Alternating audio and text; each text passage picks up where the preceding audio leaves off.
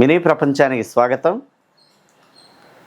ఈరోజు ఉదయమే హృదయ విదారకర సంఘటన ఒకటి వినటం అనేది చాలా బాధ కలిగిస్తుంది. ఏలూరు సమీపంలోని శాంతినగర్ 2వ సచివాలయంలో పనిచేస్తున్న కళ్యాణి అనబడే ఏఎన్ఎం ఆత్మహత్య చేసుకున్నట్లుగా, దానికి కారణం వర్క్ ప్రెజర్ అని తెలియటం చాలా బాధ కలిగించే అంశంగా కనపడుతుంది. వాస్తవానికి ఆంధ్రప్రదేశ్లో వైద్యారోగ్య శాఖలో పనిచేస్తున్న ఏఎన్ఎంలు అందరూ కూడా పనిభారం మీద తరచుగా మాట్లాడటం జరుగుతుంది. గత కొద్ది రోజులుగా లేదా కొద్ది నెలలుగా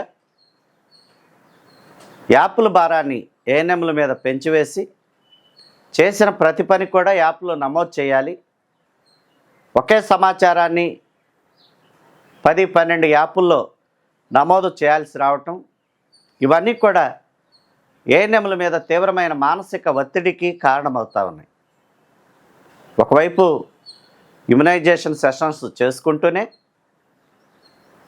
గర్భిణీ స్త్రీలను ఫాలోఅప్ చేస్తూనే, మరోవైపు ఈ యాప్లలో కూడా పని చేయాల్సి రావటం, అది కూడా నియమిత గడువు విధించటం, దాని మీద మళ్ళీ సూపర్వైజింగ్ జరగటం, దాని మీద మళ్ళీ మెమోలు ఇవ్వటం, ఇటువంటి వేధింపులన్నీ కూడా వైద్యారోగ్య శాఖలో పనిచేస్తున్న ఏఎన్ఎంలను ఎంతగానో కృంగదీస్తున్నాయి, మానసిక క్షోభకు గురి చేస్తూ ఉన్నాయని చాలా కాలంగా మాట్లాడుతున్నప్పటికీ ప్రభుత్వం వైపు నుంచి ఏ విధమైన స్పందన లేదు.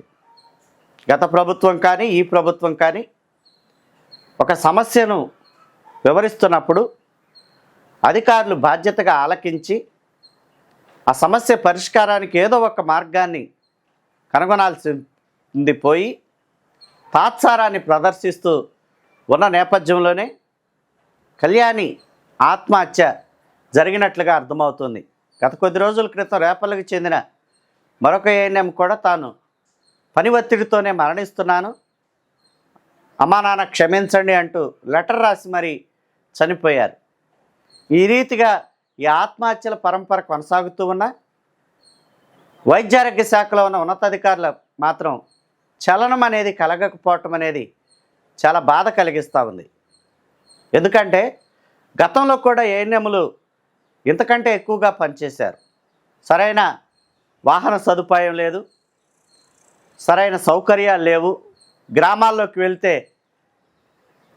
మళ్ళీ తిరిగి రావటానికి అనువైన వాతావరణం కూడా ఉండేది కాదు. అటువంటి పరిస్థితుల్లో కూడా 20-30 కిలోమీటర్లు నడిచి వెళ్ళి చాలా రకాలుగా ఇబ్బందులు పడి వ్యాక్సినేషన్ చేయటం, ఒకవేళ ఎక్కడైనా ఎపిడమిక్ వచ్చినప్పుడు ఏఎన్ఎంలు కూడా చివరికి రాత్రింబావుళ్ళు అదే గ్రామంలో ఉండి డయేరియా, ఇప్పుడంటే తగ్గింది కానీ గత దినాల్లో డయేరియా, విషజ్వరాలు ఇటువంటివి ప్రబలినప్పుడు ఏఎన్ఎంలు కూడా 10-15 రోజులు కుటుంబానికి దూరంగా, ఎందుకంటే ఆ గ్రామంలో ఏ సమస్య వచ్చినా దానంతటికీ ఏఎన్ఎంనే ఆనాటి నుంచి ఈనాటి వరకు బాధ్యులుగా చేసి వారిదే భారమని చెబుతూ ఉన్న నేపథ్యంలో అప్పట్లో కూడా వారు 10-15 రోజులు కుటుంబాలను వదిలిపెట్టి ఆ రోడ్ల మీదే తింటారో తినరో తెలియదు, అయినా కూడా ఊరు బాగుండాలి, ఊర్లో వచ్చిన డయేరియా కానీ విషజ్వరాలు కానీ తగ్గాలి, ఇటువంటి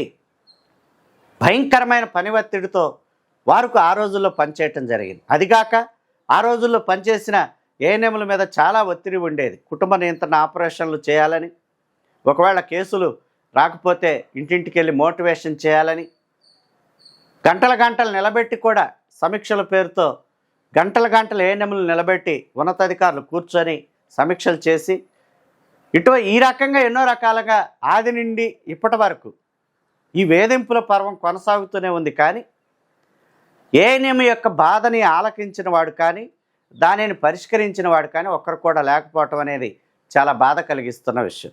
ఎందుకంటే ఈరోజు వైద్యారోగ్య శాఖకు ముఖ్యమైన పిల్లర్ లాంటి వారు ఏఎన్ఎం వర్క్ లేకపోతే టోటల్గా రాష్ట్ర స్థాయిలో ఉన్న వైద్యారోగ్య శాఖ అంతా కూడా 0 మార్కులో ఉండాల్సిందే.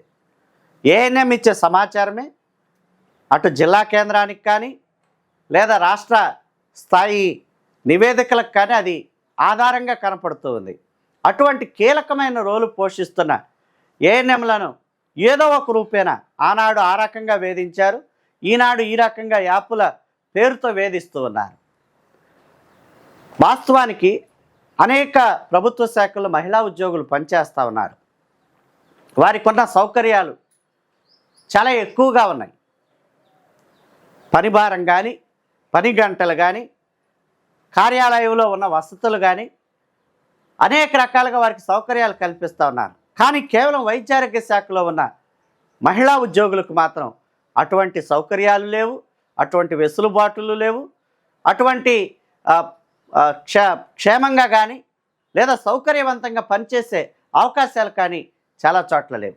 ఈరోజు కూడా చాలామంది ఏఎన్ఎంలు గ్రామాలకు వెళ్తే ఒకవేళ వాళ్ళు వాష్రూమ్కి వెళ్ళాలంటే ఏదో తెలిసిన వాళ్ళ ఇళ్ళకి వెళ్ళవలసిన దౌర్భాగ్యకరమైన పరిస్థితిలో కూడా క్షేత్రస్థాయిలో రాత్రనక పగలనక వారు ఉద్యోగం చేస్తూ ఉన్నా కూడా మరి అధికారులు ఏ గుడ్డి గుర్రాలకు పళ్ళు దవ్వుతున్నారో అర్థం కాని పరిస్థితిలో ఉంది.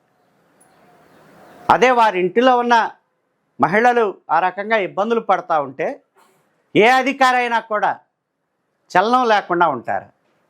కనీసం ఇప్పటికైనా రాష్ట్ర అధికారులు స్పందించాల్సిన అవసరం ఉంది. పోయింది ఒక ప్రాణం కాదు, ప్రతిరోజు కూడా వారు మానసికంగా చచ్చిపోతూ ఉన్నారు.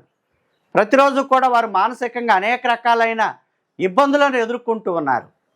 కనీసం ఇప్పటికైనా రాష్ట్ర ఉన్నతాధికారులు స్పందించాలి. గత ప్రభుత్వంలో కూడా యాపుల భారం మీద చర్చ జరిగినప్పుడు ఇప్పుడు అప్పుడు వైద్యారోగ్య శాఖలో కీలకంగా ఉన్న అధికారులు చెప్పిన సంగతి ఏమిటంటే, మేము యాపుల భారం తగ్గిస్తాము, యాపుల భారం తగ్గించడానికి ప్రయత్నం చేస్తున్నామని చెప్తున్నారు. కానీ మరి అదైతే అమలైనట్లుగా కనపడటం లేదు. మళ్ళీ ఇప్పుడు కొత్త యాపులు తీసుకొచ్చారు. యాపుల భారం తగ్గిస్తున్నామని చెప్పి కొత్త యాపులు తీసుకొచ్చారు. ఎన్ని రకాల యాపుల్లో వారు పనిచేయాలి? ఇమ్యునైజేషన్ సెషన్ చేస్తే రికార్డులో రాసుకోవాలి. అదే ఇమ్యునైజేషన్ సెషన్ వివరాలు యూవిన్ పోర్టల్లో ఎంటర్ చేయాలి. ఒకవేళ అది చేయకపోతే మళ్ళీ దానికి ఒక సమస్య.